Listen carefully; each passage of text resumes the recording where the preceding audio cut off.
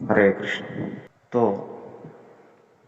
कभी कभी जो गृहस्थ होते हैं, अपने घर में रहते हैं, या फिर ब्रह्मचारी भी हो, जिस स्थान पर रहते हैं, आश्रम में रहते हैं,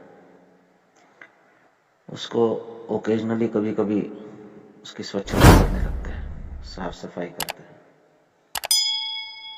तो जब हम कुछ अंतराल के बाद, 3-4 महीने बाद, 6 महीने बाद, किसी त्योहार के मौके पर, किसी फेस्टिवल के मौके पर अगर साफ सफाई करते हैं घर की, तो हम देखते हैं कि बहुत सारा कचरा इकट्ठा होता है। जब तक हम उसको इस कार्य में नहीं लगे हैं सफाई करने की, वो कचरा अपने अपनी जगह पर है, कोनों कोनों में कहीं कहीं छुपा रहता है, वो इतनी प्रखरता से हमको नहीं दिखता है। लेकिन जब हम स्वच्छता करने लगते हैं तो वो कचरा सब बीच में आ जाता है, सामने आ जाता है, और तब हम देखते कि अरे देखो कितना कचरा है। तो कोई कहेगा कि आप स्वच्छता नहीं कर रहे थे तो कचरा नहीं था, स्वच्छता कर रहे हैं तो कचरा देखो कितना हो गया। तो ये प्रोसेस है कि जब आप स्वच्छता करने लगोगे तो कचरा सामने आएगा। अगर उसको उठा के बाहर फेंकना है तो कचरा सामने आ रहा है, इसका मतलब है कि अब आपका घर स्वच्छ होने वाला है। जब कोई नवशिक्षित साधक नाम लेने लगता है तो उसके भी अनर्थ इसी प्रकार उभर के सामने आते हैं, क्योंकि अब वो साफ सफाई में लगा हुआ है, वो स्वच्छता में लगा हुआ है अपने हृदय के। तो अनंत कोटि जन्मों से जो कचरा जमा हुआ है हृदय के अलग अलग कोनों में, वो अब सामने आ गया। तो भक्त प्रश्न पूछते हैं कि मैं जब से जप करने लगा हूं तब से क्रोध बहुत आता है, तब से ईर्ष्या बहुत होती है, तब से काम बहुत उभर के सामने आ रहा है। तो ये इसी बात का द्योतक है कि हम सफाई में लगे हैं। क्योंकि हम सफाई में लगते हैं तो ये सब पहले बीच में आएगा, अब उसको उठा के बाहर फेंकना है। उसको उठा के बाहर फेंकना है का अर्थ क्या है कि निरंतर अगर झाड़ू लगाएंगे तो सब इकट्ठा करेंगे, इकट्ठा करके फिर उसको उठाएंगे और उसको बाहर फेंक देंगे। फिर से कचरा होगा। अगर हम फिर से 6-8 महीने सफाई नहीं करेंगे तो 6-8 महीने के बाद फिर से यही कार्य करना पड़ेगा। लेकिन कोई अगर निरंतर साफ सफाई करता है तो फिर इतना कचरा जमा नहीं होता है। रेगुलरली अगर मार्जन होता है तो इतना कचरा जमा नहीं होता है। तो इसी प्रकार से भगवान के नाम का साधन जो है ये निरंतर होना चाहिए।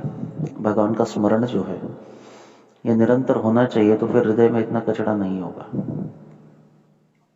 क्योंकि आए दिन हम अलग अलग प्रकार से ये जमा करते ही रहते हैं, परंतु इसको नियमित रूप से स्वच्छ करना चाहिए। जैसे हम शरीर की स्वच्छता प्रतिदिन करते हैं, सुबह उठकर स्नान करते हैं, कुछ भक्त दिन में 2 बार 3 बार भी स्नान करते हैं। तो शरीर की स्वच्छता, शुचिर्भूतता, ये जिस प्रकार से हम करते हैं वही भगवान के नाम से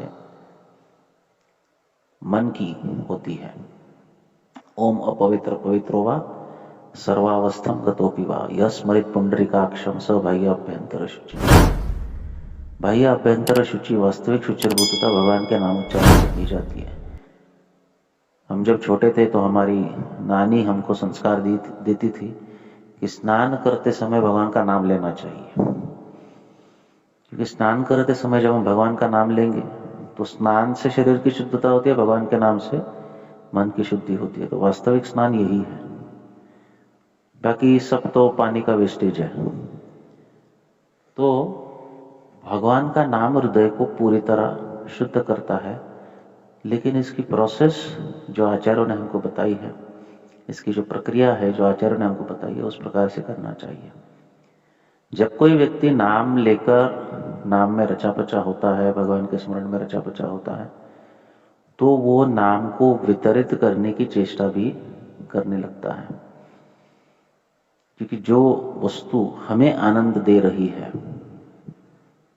वो वस्तु दूसरों को भी बांटने, अब हृदय शुद्ध हुआ है या शुद्ध होने की प्रक्रिया अच्छी तरह से चल रही है तो ईर्ष्या नहीं है, उसमें पर दुख दुखी का भाव आता है, दूसरे के दुख को देखकर वो दुखी हो जाता है। अब दूसरों के दुख को मिटाने के लिए उसको तो पता है, एक भक्त को, क्योंकि उसने अनुभव किया है कि नाम ही सर्वतोपरि साधन है जिससे कि हम हमारे अनर्थों से, हमारे दुखों से बच सकते हैं। तो अब वो क्या करता है, अब वो इतरों का दुख दूर करने की चेष्टा करता है और नाम वितरित करने लगता है।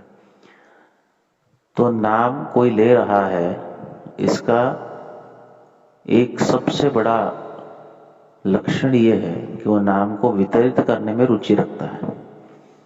अगर व्यक्ति नाम को वितरित करने में रुचि नहीं आती है किसी को, तो शायद उसका हरिनाम जो है वो ठीक ठीक नहीं चल रहा है, वो केवल एक मैकेनिकल एक्टिविटी हो रही है। नाम को वितरित करने से नाम लेने की प्रेरणा हमें और आती है। ये बहुत सुंदर बात है। ये एक ही ऐसी वस्तु है जो आप जितना देंगे उतना बढ़ेगा। भक्ति आप जितना इतरों को देंगे उतना गुरु की कृपा से, भगवान की कृपा से हमारे हृदय में भक्ति का भाव बढ़ता है, हमारे हृदय का शुद्धिकरण होता है, नाम लेने की प्रेरणा बढ़ती है। जितना हम दूसरों को बताएंगे उतना नाम लेने की प्रेरणा। तो इस स्वच्छता का कार्य चलना चाहिए। अपना घर जब पूरी तरह स्वच्छ होता है तो हम इतर स्थानों का भी कचरा नहीं देख पाते, तो हम क्या करते हैं, उनको भी मदद करते हैं, चलो आपका भी घर साफ कर देंगे। तो जब हमारा हृदय शुद्ध होता है तो हम इतरों के हृदय को शुद्ध करने के लिए भी तत्पर रहते हैं, उनको नाम संकीर्तन में जोड़ने के लिए तत्पर रहते हैं। अगर उनको नाम संकीर्तन में जुड़ने के लिए कोई बाधा आती है तो वो बाधा को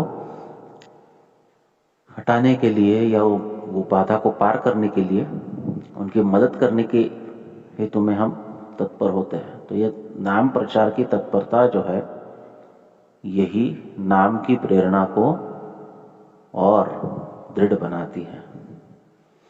इसलिए नाम लेना भी चाहिए, और हम नाम ले रहे हैं या नाम साधना कर रहे हैं, इसका एक सबसे बड़ा लक्षण है कि हम प्रचार करने में, नाम का प्रचार करने में हमें रुचि आ रही है। हरे कृष्ण।